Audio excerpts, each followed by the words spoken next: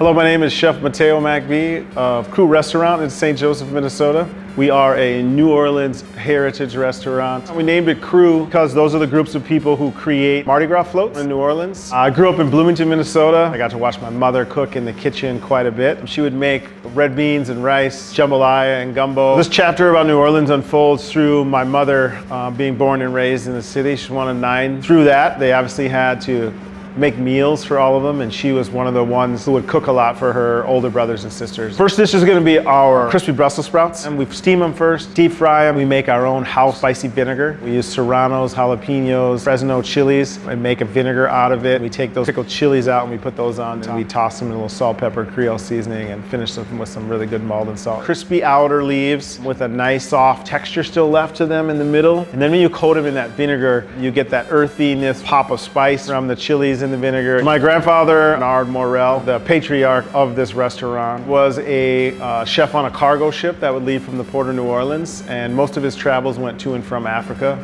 About a 90-day journey. His red beans, jambalaya and gumbo, the crew members would ask him to bring the ingredients for so they could have a piece of home while they were gone on their journey. So my grandfather's recipes were developed because he used to work or had a job at a grocery store in the French Quarter. Second dish, our red beans and rice, straight from New Orleans. We only use camellia red beans. This is my grandfather's recipe. He's adapted this recipe with a smoked turkey leg. Smoked turkey leg goes in, flavors the water, then flavors the beans. We add ham and dewy sausage, smoked sausage, celery, and onion. So what comes out at the end is this just creamy, Creole seasoning flavored chunks of meat, a little bit of spice in the andouille. Mix it with our jasmine rice. And number 3, my grandfather's shrimp jambalaya. When he worked at the grocery store, he would get the dented cans that they couldn't sell, and that's how he was able to develop this dish. So it starts with really high quality Alta tomatoes. So here's your first introduction as well to the Holy Trinity in Creole cooking: celery,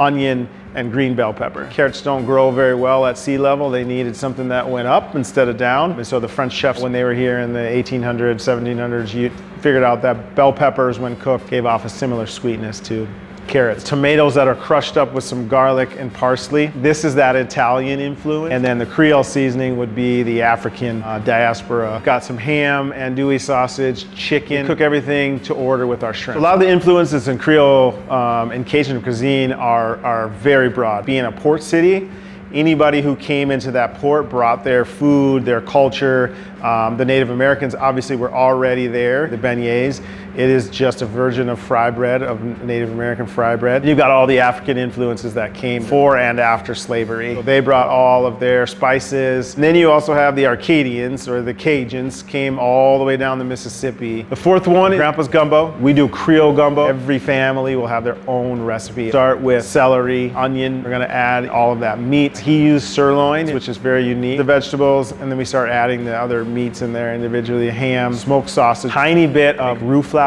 Always use chicken stock. My grandfather would put dry basil and a little bit of thyme. That's that Italian influence. We throw in crab and shrimp in there, all these different flavors of the beef, the ham, the smokiness of the sausage, the sweetness of the broth, Creole seasoning. For me, cooking has always been in the background until the crash of 2008, when I pretty much lost everything. Lost my job, my house, my car. I really didn't know what to do, but I knew that I always loved cooking. I enrolled in the Art Institute's culinary program, and then began my cooking career in the city of Minneapolis. And this leads me to where I met my lovely wife, Erin Ray, now McBee. She had come back from finishing her culinary degree at the CIA in Hyde Park, New York. I was in the kitchen, she was in the front of the house, and then she spilled 5 pounds of peppercorns all over my prep station one day. I run Krewe, Erin runs our bakery, Flour and Flour. It's a dish that I came up with, smoked and grilled half chicken. So we buy Amish chicken and we brine it for at least 24 hours. Salt solution, garlic, lemon juice, black peppercorns, bay leaf, and we smoke them. I use applewood smoke. We put them on the grill, a little bit more smoke gets into the center. They go into the oven to finish. We use an Alabama white barbecue sauce, which a lot of people do not know. It is a mayonnaise-based barbecue sauce. Ketchup, Worcestershire, onion powder, garlic powder, but without the brown sugar. Get this tangy, zippy, little bit of parsley for some freshness. The biggest thing I think people are learning about Cajun cuisine and Creole cuisine around here is that these are very familiar ingredients just put together in an unfamiliar way. A lot of these are rooted in other cultures,